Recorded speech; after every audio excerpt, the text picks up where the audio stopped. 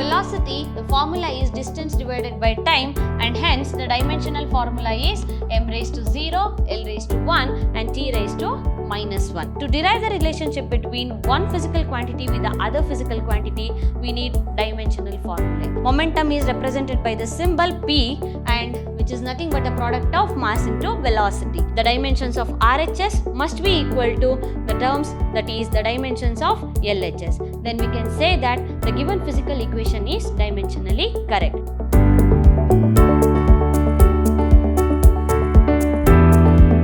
Hello everyone. Welcome to session 5 of chapter 2, Units and Measurements. This is Swati from Department of Physics, Vidhyaashram Pre-University College, the Temple of Excellence, Mysuru. In the last session, we had discussed about significant figures, how to write the significant figures, how to check number of significant figures, what are the rules. And also we have learnt about rounding off the uncertain digits. And also we have studied about the rules to round off and few examples we have discussed in the last session. In today's session, we are going to study one more interesting concept, and it is very important concept, that is dimensions. Yes, let us study dimensional analysis in this session. Yes, before studying dimensional analysis, we must know what are dimensions.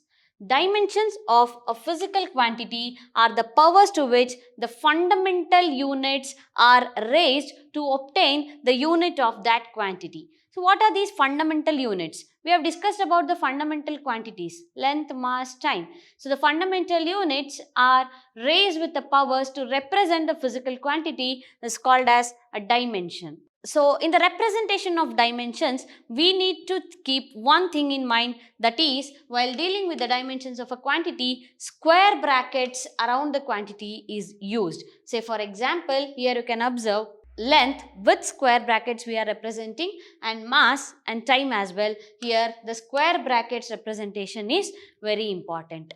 Before studying dimensional analysis, let us know some terminologies such as dimensional formulae and dimensional constants. So what is a dimensional formula, or what are dimensional formulae? The expression showing that the powers to which the fundamental units are raised to obtain a unit of derived quantity is called as dimensional formula of that quantity. For example, the dimensional formula of volume. Volume is the derived quantity. The dimensional formula of volume is m0, l cube and t0. Why it is m0, l cube and t0? Because volume is nothing but it is having the formula L into L, that is length, breadth and height, or length into length gives us volume. Here we have the physical quantity length, and that is length into length, and that is why we are representing this with L cube. We have three terms of length, and it does not possess mass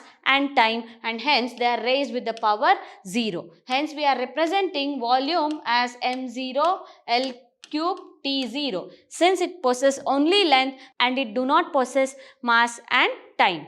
Next, dimensional constant. As the name says, what is a constant? Which does not change or which does not vary. The physical constants which have dimensions are called as dimensional constants. So yes, we know what are the physical constants. Say for example, gravitational constant, that is generally denoted by capital G, and Planck's constant H, universal gas constant R, etc.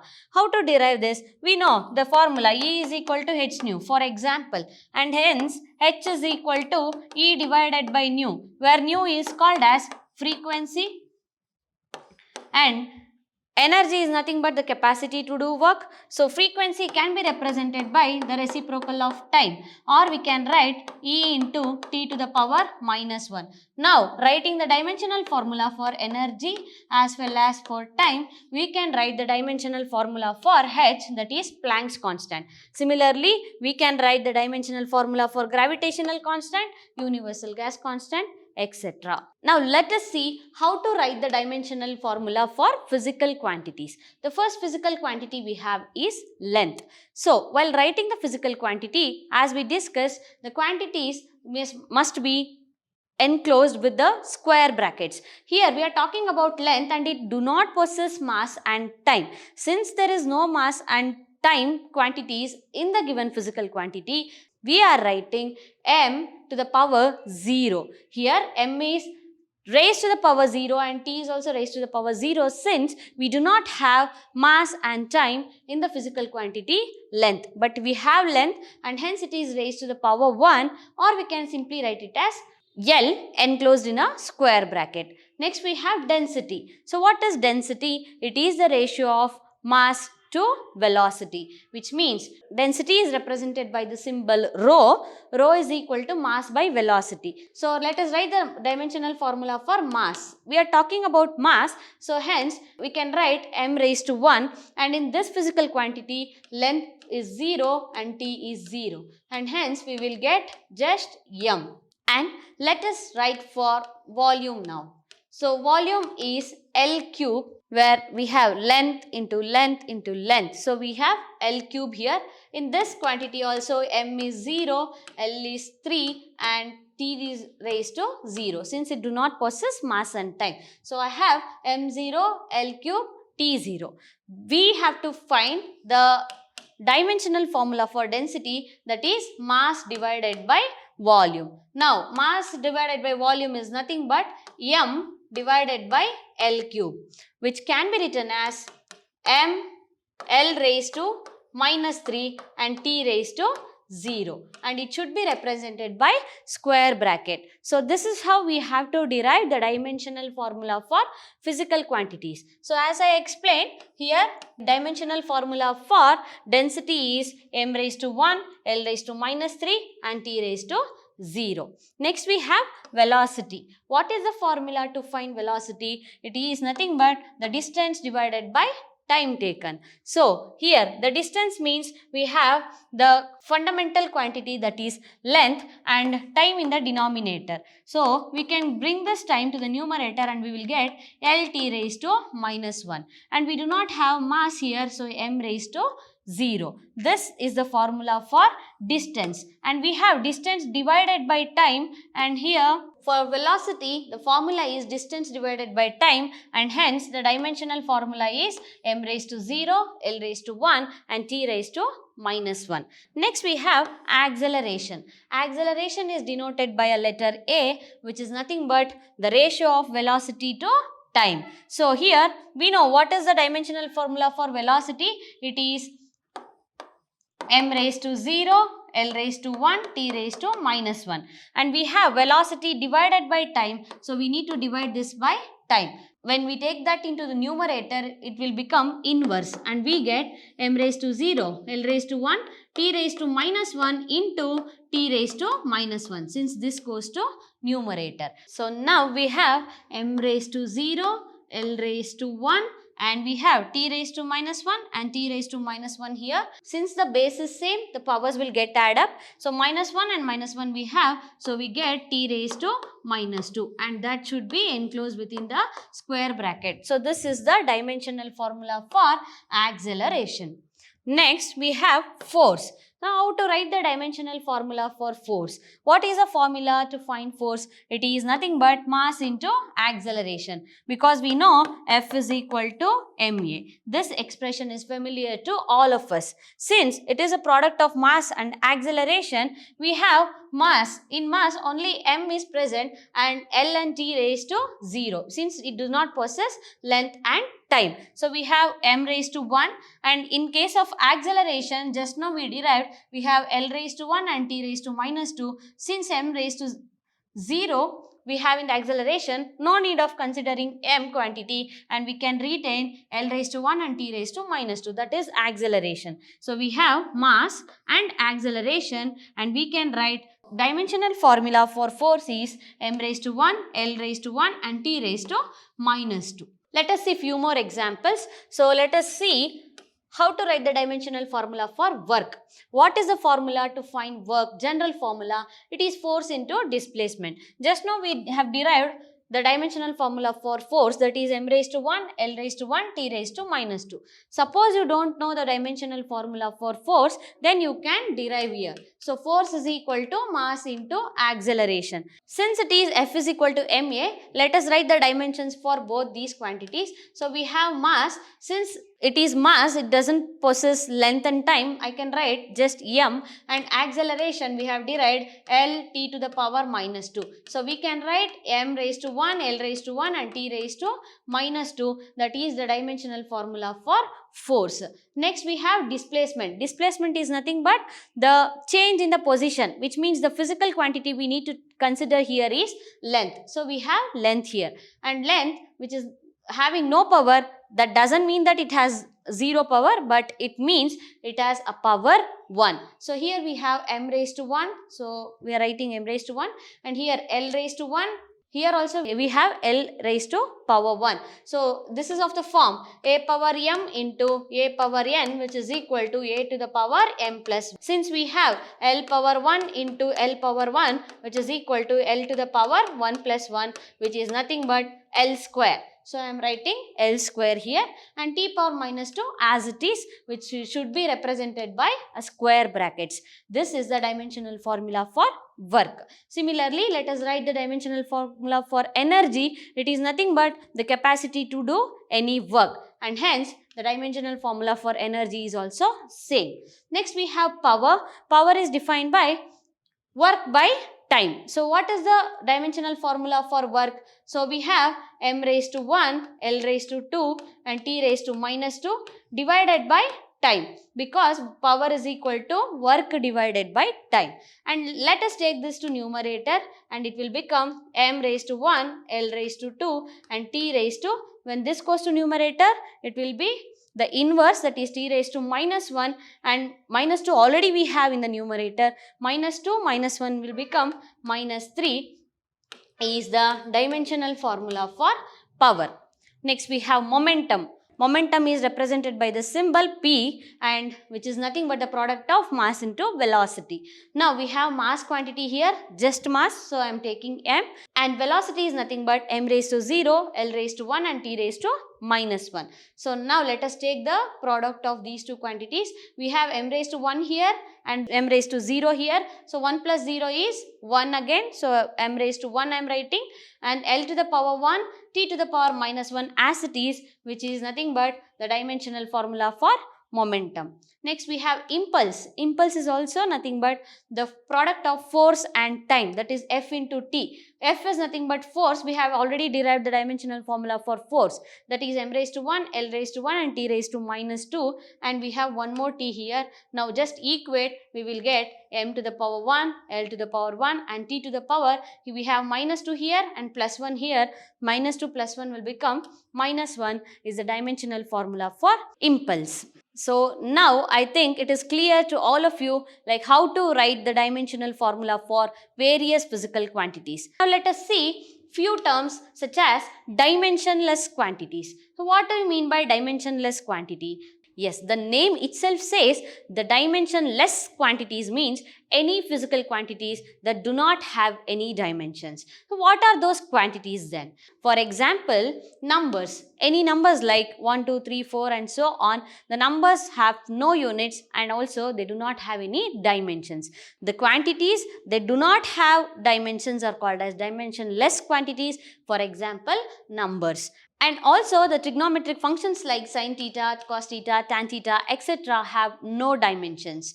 Next, dimensionless quantities with units. So what are the dimensionless quantities? Even though if they have units, they do not have dimensions. What are those quantities then? For example, angles, radian, joules constant, joule per calorie, etc. These are the few examples for the physical quantities which have units but they do not have dimensions. Till now we have studied about the constant, means which remains same. Now we are talking about variables, which means the physical quantities which have dimensions and they do not have fixed value are called as variables. or dimensional variables. For example, velocity, acceleration, force, work, and etc. We know that these are the physical quantities which have dimensions, but they are not constant. The values of these quantities will keep on changing, which means they are called as variables. So these are the physical quantities which have dimensions, but they do not have the fixed value, and hence they are called as dimensional variables. Now let us see what are the uses of this dimensional formulae. Why we have to study that? The dimensional formulae are used to check the correctness of a physical equation. What is the meaning of correctness of a physical equation? When can we say that the given physical equation is dimensionally correct? Yes, let us study about this in the upcoming slides, and the next uses of this dimensional formulae is to derive the relationship between different physical quantities. We know what is a physical quantity. To derive the relationship between one physical quantity with the other physical quantity, we need dimensional formulae. And to convert the units of physical quantity from one system to another system, we know the different system of units, say for example MKS, CGS, like that. To convert the unit of physical quantity from one system to another system, we need dimensional formulae. So to understand the correctness of a physical equation, we must know about one important term, that is principle of homogeneity. What does it say? What does the principle of homogeneity says? Let us see now. Homo means, the meaning of the word homo means same. Yes, in any correct equation representing the relationship between the physical quantities, the dimensions of all the terms must be the same on both sides, which means the quantities having same dimensions can only be added or subtracted or equated. If the quantity have same dimension, then we can add those two quantities, or we can subtract those two quantities, or it can also be equated. In simple words, we can say that the principle of homogeneity says that is, if an equation is dimensionally correct, then the dimensions of quantities on the LHS must be equal to the dimension of quantities on the RHS. So if we have an equation, the dimensions of RHS must be equal to the terms, that is the dimensions of LHS. Then we can say that the given physical equation is dimensionally correct. Let us see one simple example to understand this. We have V is equal to V naught plus AT. In this equation, V is nothing but velocity, and the dimensional formula for velocity is m0 L1 t raised to minus 1, which we have derived in the previous slide. And next V naught we have here, which is nothing but velocity. Again the dimensional formula for that is m naught L to the power 1 t to the power minus 1. Here you can observe we have same terms even for the V in the LHS and V naught in the RHS. Similarly, we have AT in the RHS. A is nothing but acceleration, and the dimensional formula is m0 L to the power 1 t raised to minus 2 for acceleration. We have one more t here, and hence I am writing one more t. Here t raised to minus 2 I have, and t raised to plus 1 I have. Minus 2 plus 1 is nothing but minus 1, and we get m raised to 0, t, L raised to 1, and t raised to minus 1. You can observe here all the terms of both LHS and RHS of a physical equation have same dimensions, and hence we can say that the given equation is dimensionally correct. Now let us check the correctness of a physical equation by using dimensional analysis. We have an equation x is equal to x naught plus v naught t plus half at square. Here the dimension of x, let us write. So I am taking LHS. For LHS, the dimension of x is nothing but the distance. So the distance is nothing but it possesses length. So it has only L but no mass and time. We have to consider here only L. So our LHS, I have the dimension L. For RHS, again we have x naught, that is nothing but the distance again. So dimension of distance is nothing but L, which should be enclosed in a square bracket. Next we have V naught t, where V naught is velocity, and the dimensional formula for velocity is L t raised to minus 1, and one more t we have here. So t raised to minus 1 and t raised to 1. Minus 1 plus 1 becomes 0. We remain with only L. Next I have half at square. Since half is a constant has no dimension. So we are not considering half here, but we are considering only at square, where a stands for acceleration and the dimensional formula for acceleration is L t raised to minus 2, and we have one more t square here. So I am writing t square inside the bracket. So here minus 2 I have and plus 2, and hence they get cancelled and we remain only with L. And we can observe here I have L, L and L. Since all the terms of the given physical equation have same dimension, the given equation is dimensionally correct. Now let us solve one more. We have Fx in LHS. So Fx is nothing but force into displacement. What is the dimensional formula for force? So to derive the dimensional formula for force, let us take F is equal to ma, which means I have m and acceleration is L t raised to minus 2. So that is the dimensional formula for force, that is m L t raised to minus 2, and x is nothing but the distance, and I have a dimension L, and hence we can write the dimensional formula for Fx is m L to the power 1 I have here and 1 here, 1 plus 1 will give us L raised to 2 and T raised to minus 2. Now let us check the terms on the RHS. On RHS I have half mv square. Since half is a constant, it has no dimension, and hence we have to write only for mv square. So in mv square I have mass, and the dimensional formula for velocity is Lt raised to minus 1. Since I have v square, we need to raise the power 2 to the quantity v, and hence we get m L to the power 1 into 2 is L square, t raised to minus 1 into 2 is, it is minus 2. This is the dimensional formula for half mv square. And one more term we have on RHS is half m v naught square. Here again half is a constant which have no dimension.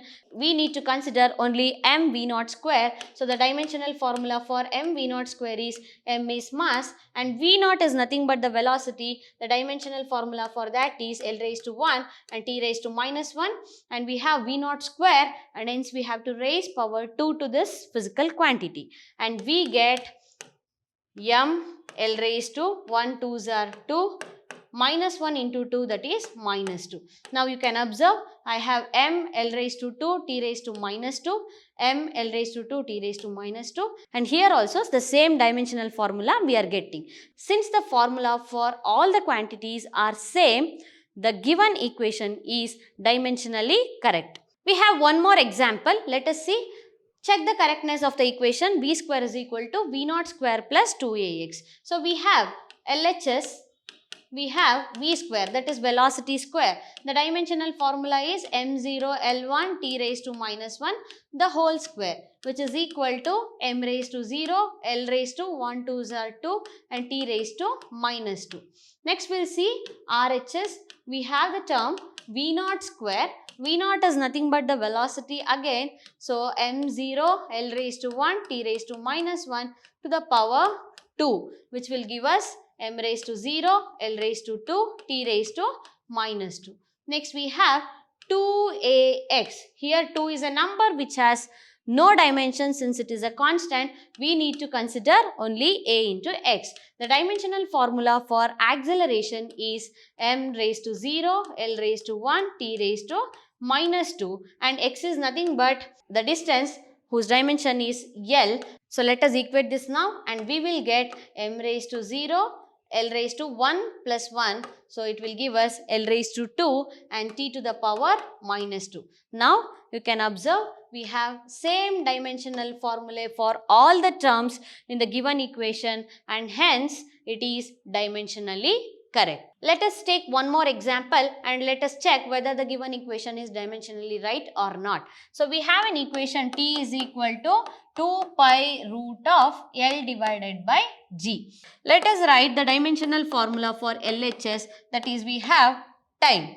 In this we do not have the quantities mass and length, but we have only time, and hence the dimensional formula is t. Next let us see RHS. So in RHS, here we have 2 pi. Since 2 and pi are constants, they are dimensionless, and hence we have to consider only root of L by g. We can write the square root of L by g as L to the power 1 by 2, and g is nothing but acceleration due to gravity. Since it is acceleration, we have the dimension L t raised to minus 2 the whole power 1 by 2. Since d is also under the root, we need to write 1 by 2 to the whole physical quantity. So now let us write this L to the power 1 by 2 divided by L raised to 1 by 2 and T raised to minus 2 to the power 1 by 2. Now let us simplify this. We have L raised to 1 by 2 in the numerator, L raised to 1 by 2 in the denominator and T raised to minus 2 divided by 2. Now this L raised to 1 by 2 and L raised to 1 by 2 gets cancelled and we remain with 1 divided by T raised to, we have minus 2 divided by 2, so we get minus 1. So T raised to minus 1 is nothing but when it goes to numerator it becomes T raised to 1, or we can write it as T, which is nothing but the dimensional formula what we get to our LHS term also. Since both the terms on LHS and RHS are same, the given equation is said to be dimensionally correct. So in today's session, we have learnt what is dimension, how to write the dimensional formula, what are the uses of dimensional formula, and also how to check the correctness of physical equation. In our upcoming session, we will come up with some more interesting concepts. Until then, take care all of you. Thank you.